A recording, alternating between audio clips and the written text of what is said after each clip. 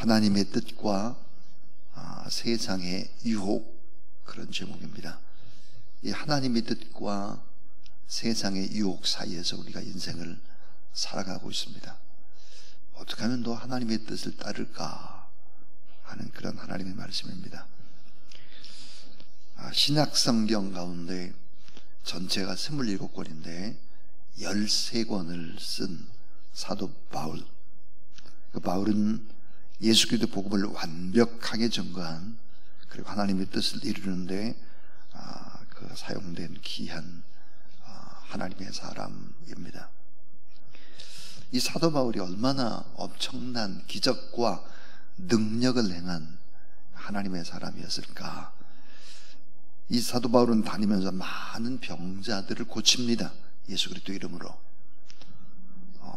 선천성 하반신 마비자도 또 고치고, 죽은 유두고도 살려내고, 심지어 사도 바울이 바빠서 직접 가지 못하는 곳에서는 바울이 이제 두르던 앞치마를 가지고 가면 병자들이 나았습니다.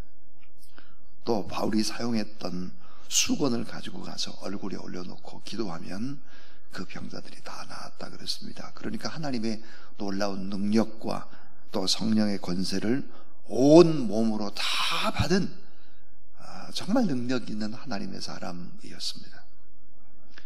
그러나 사도 바울은 자신의 몸은 온통 다 병이 들었죠. 그래서 걸어다니는 종합병원입니다. 이 바울이 성경에서 뭐라고 말하냐, 자기는 셋째 하늘에도 이끌려갔다. 그러니까 환상을 봤다는 게, 천국을 다 다니는 환상, 거기다 하나님의 계시를 받았고, 그런 위대한 신학자죠. 목회자였습니다. 선교사였습니다. 근데 사도 바울이 그렇게 많은 능력을 받았음에도 불구하고 어떻게 자기 자신의 몸은 고치지 못했을까 하는 것입니다. 이 고린도후서 12장에 보면 자기 병을 좀 고쳐달라고 3번씩이나 기도를 합니다. 여러분, 이 3번이라고 하는 것은 그냥 숫자가 아니죠. 기도하고 또 기도하고 간절히 매달리며 기도하고 온 힘을 다해서 기도를 했는데 자기 병은 하나님이 고쳐주시지를 않았습니다. 그리고는 그는 이 복음을 전거하는 선교사의 큰 대전환점을 맞이합니다. 무엇을 깨달을까? 그는 하나님의 음성을 듣죠. 내 은혜가 내게 족하도다 라고 하는 하나님의 음성을 듣습니다. 그리고는 그는 이렇게 고백을 하죠. 고린도서 12장 5절을 보니까 나를 위하여는 약한 것들 외에는 나는 자랑하지 아니하리라. 고린도서 12장 10절에 보니까 내가 약할 그때가 곧 강함이라 그랬습니다. 왜 주님이 자기의 병을 고치지 않으셨을까? 바울은 이런 고백을 하죠. 자고하지 않도록, 교만하지 않도록 그리스도 예수의 능력만 자랑하도록 하나님이 그렇게 하셨다. 이런 고백을 합니다. 그러므로 내가 그리스도를 위하여 약한 것들과 능력과 궁핍과 박해와 곤고를 기뻐하노라 그랬습니다. 그러니까 하나님의 뜻과 세상의 유혹 사이에서 하나님의 뜻을 추구하면서 살아갔던 그런 신실한 믿음의 사람입니다. 자, 어제 이어서 오늘 이 발람이라고 하는 사람은 하나님의 뜻이 무엇인지를 잘 알았습니다. 그런데 세상의 유혹이 너무 컸죠. 그 세상의 유혹이 너무 달콤했습니다. 그래서 그 세상 유혹을 따라 이제 잘못된 길을 이제 걸어가는 그런 모습들을 또 보여주죠. 자, 이 발람이 하나님의 뜻과 세상 유혹 사이에서 그는 어떻게 계속 왔다 갔다 하고 있는가? 우리 말씀 속에서 몇 가지 진리들을 한번 생각해 보겠습니다. 첫 번째는 하나님의 뜻은 알았지만 따르지 않았다는 것입니다. 하나님의 뜻이 뭔지를 너무 잘 알아요. 하나님의 음성도 들어요. 갖가지 방법을 동원해서 하나님의 뜻은 이것이다 라고 이야기를 해줍니다. 그러나 따르지 않았다. 발람은 처음에 하나님의 뜻이 무엇인지를 분명히 들었고 하나님의 뜻대로 살려고도 합니다.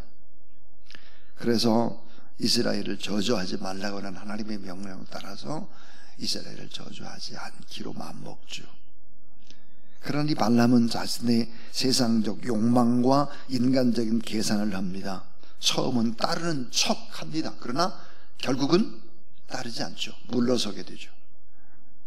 하나님은 계속 거듭거듭 그에게 말씀하셨지만 이 발람은 모압 왕 발락의 요청을 받아들여서 먼 길을 떠나서 발락에게로 가게 되고 달콤한 제안을 뿌리치지를 못하죠. 금과 은의 유혹을 뿌리치지를 못합니다. 많은 복채의 제안을 잘 못 뿌리치죠. 그리고 계속되는 고관 대작들의 방문과 회유와 엄청난 대접에 흔들리는 세속의 눈과 욕심에 그런 마음을 푸는 그런 발람의 모습들을 봅니다. 자, 하나님의 뜻은 잘 알지만 그 뜻을 따르지 않는다. 오늘 우리는 혹시 그렇지 않은지를 우리 스스로를 돌아봐야 할 것입니다. 자, 두 번째 이 발람의 모습 속에서 발견되는 것이 뭘까? 겉모습만 신령함으로 포장하는 죄를 짓습니다. 겉모습만 신령해요. 그러니까 신령한 것처럼 겉모습만 포장을 하는 그런 죄를 짓는다. 이 발람은 처음에 고민도 하면서 하나님의 뜻을 따르려고 합니다. 그러나 돈과 명예를 탐했기 때문에 계속해서 그 길로 걸어가는 죄를 짓게 되는 거죠. 자, 하나님의 뜻과 반대가 되는 이스라엘의 저주의 마음을 품고 있었고 하나님의 말씀은 잘 들었지만 진정으로 순종하지를 않았다. 겉으로는 신령한 듯 번지르르 포장을 하지만 마음에는 여전히 누리지 못한 세상의 욕심과 세상의 죄악과 세상의 즐거움이 그 마음을 흔들어내고 있었다 하는 것입니다. 그래서 하나님의 뜻을 거스르는 죄, 겉으로는 신령한 듯 포장하고 그러나 돈과 명예를 탐하는 죄, 이런 죄를 범했다 하는 것입니다. 자, 37절과 38절을 보시게 되면은, 자, 37절, 38절. 하나님께서 내 입에 주시는 그 하나님의 말씀을 나는 전할 뿐이다. 이렇게 얘기하지만 이건 전부 다 거짓입니다. 이것은 위선과 가식이죠. 진실이 아니었다 하는 것입니다. 무늬만 크리스찬이 돼서는 안 된다. 겉으로만 신령한 듯 해서도 안 된다 하는 것이죠. 자, 이제 마지막 세 번째 아주 중요한 것이 뭘까? 그것은 하나님께서는 모든 것을 동원해서 하나님의 사람들을 지켜주신다는 것입니다. 자, 하나님께서는 모든 것을 동원해요. 하나님의 사람을 지키기 위해서, 하나님의 사람들을 축복하기 위해서. 내일 이제 본문을 보게 되지만 내일 본문 속에는 정말 하나님이 선택받은 백성들을 얼마나 많이 사랑하고 그 백성들을 축복하기 위해서 얼마나 하나님의 마음이 애끓는 마음인가 하는 것이 이제 내일 새벽에 나오는데요. 자, 하나님께서 어떤 것들을 동원했을까 하는 거예요.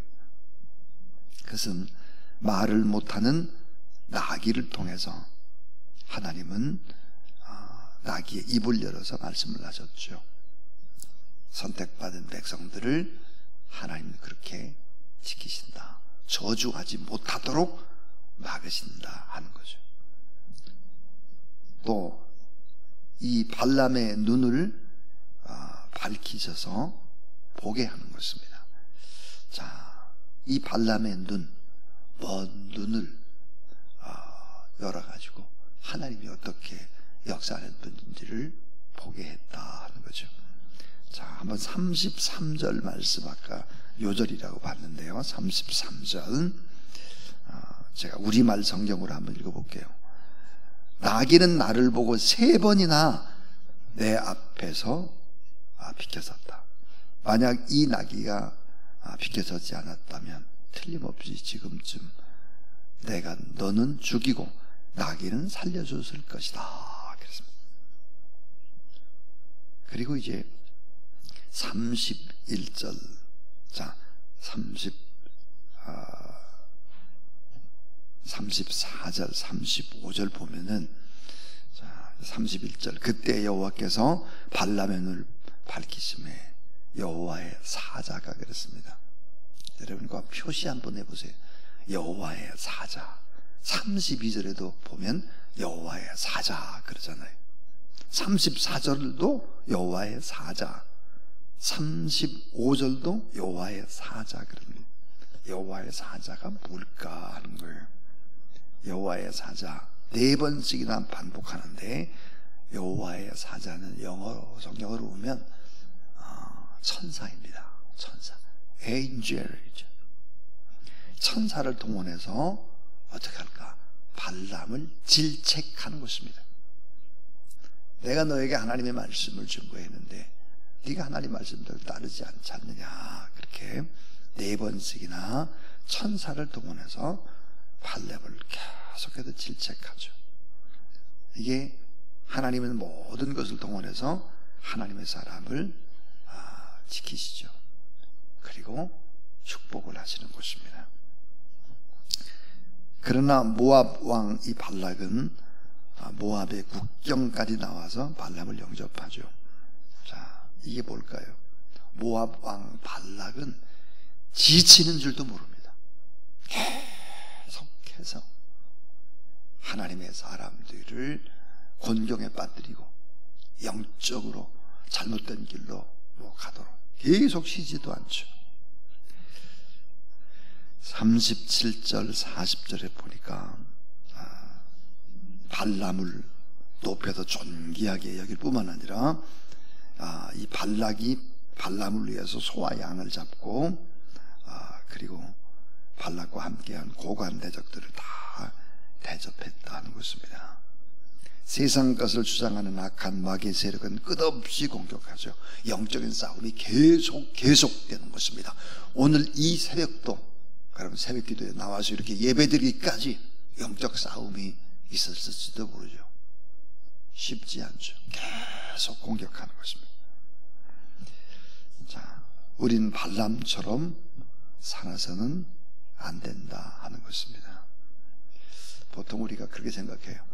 왜 예수를 믿어야 되느냐 그러면 교회 문턱을 막 넘은 사람들은 안 믿다가 넘은 사람들 생각해 보면 너무 가난해. 그래서 예수 그리스도를 믿으면 좀 가난에서 벗어나지 않을까 해서 자, 교회 문턱을 넘는 사람도 있습니다. 병에 걸렸어요. 의학의 한계, 인간이 할 수 있는 한계를 다 넘는 뭐가 있어야 되는데 안 되겠다. 그래서 교회 나오게 되면 병 고침 받지 않을까. 그 교회 문턱을 넘어요. 또 어떤 사람은 자녀 문제, 뭐 가정의 문제, 뭐 남편 문제, 아내의 문제 이런 문제를 가지고 교회 문턱을 넘죠. 근데 여러분 그래서 교회에 와서 예수 그리스도를 나의 주, 나의 하나님으로 영접을 했다고 하면 이제는 세상적인 이런 부분들을 내려놓기 시작을 해야 이 진짜 크리스찬이죠. 진짜. 자, 질병을 만나도 물질의 고난을 만나도 여러 가지 삶의 문제를 만나도 그것이 어쨌든 신앙에 입문하는 어떤 하나의 계기가 됐다면, 교회에 나오게 된 계기가 됐다면 그런 문제보다 훨씬 더 중요한 예수 그리스도를 나의 주 나의 하나님으로 영접했다면 그 다음에는 하나님의 나라를 바라보고 그렇게 인생을 살아가고 이 땅의 것들을 이겨나가야 되는 것이죠. 참 신앙이라고 하는 것은 뭘까요?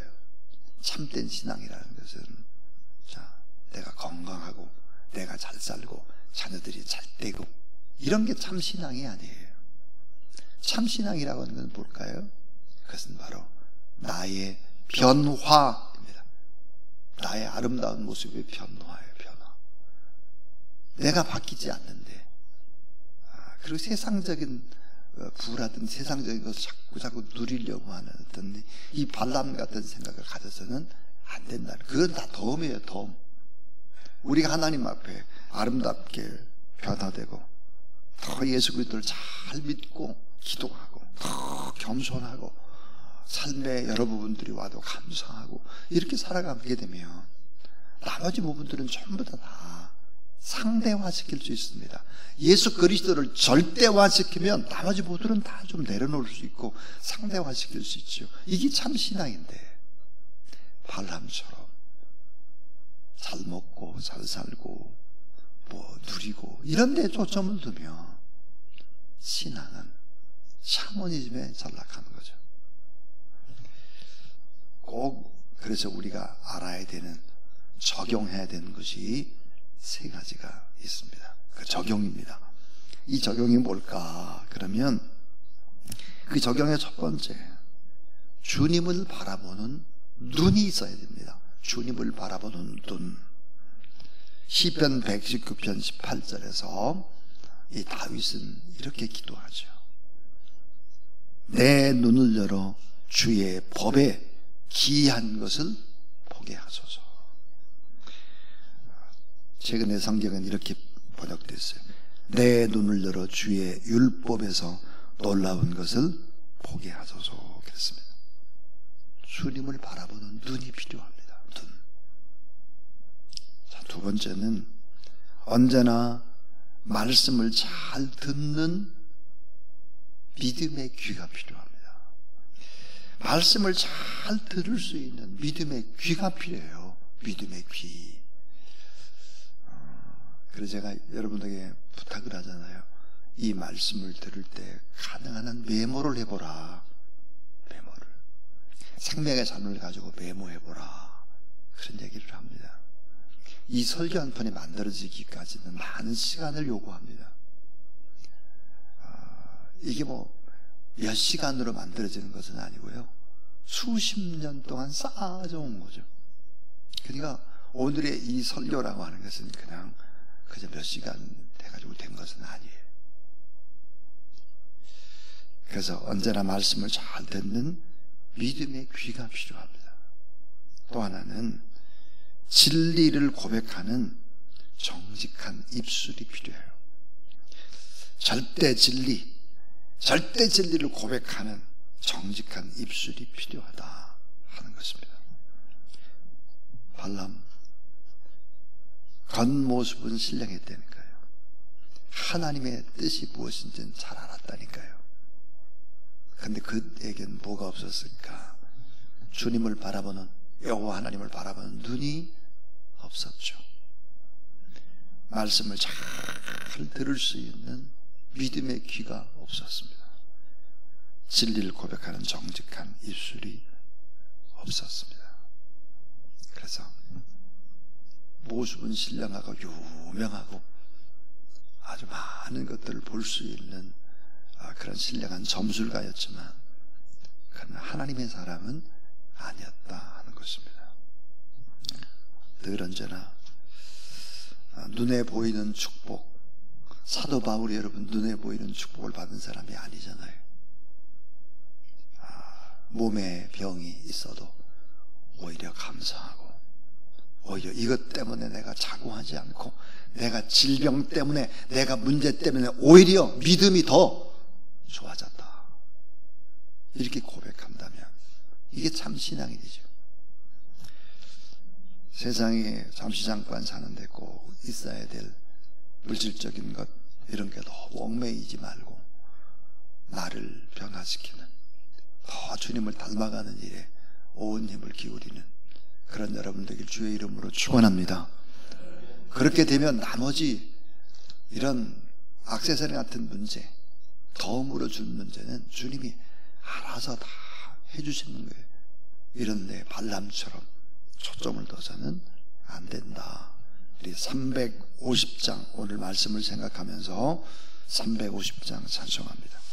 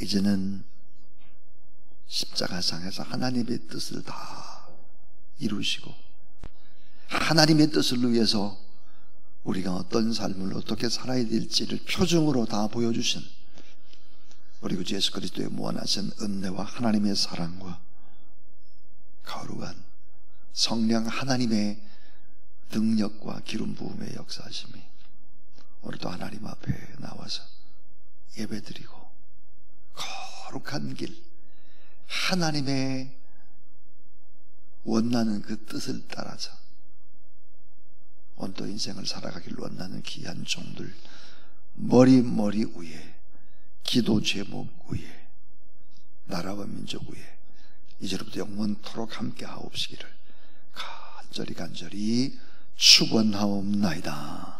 아멘.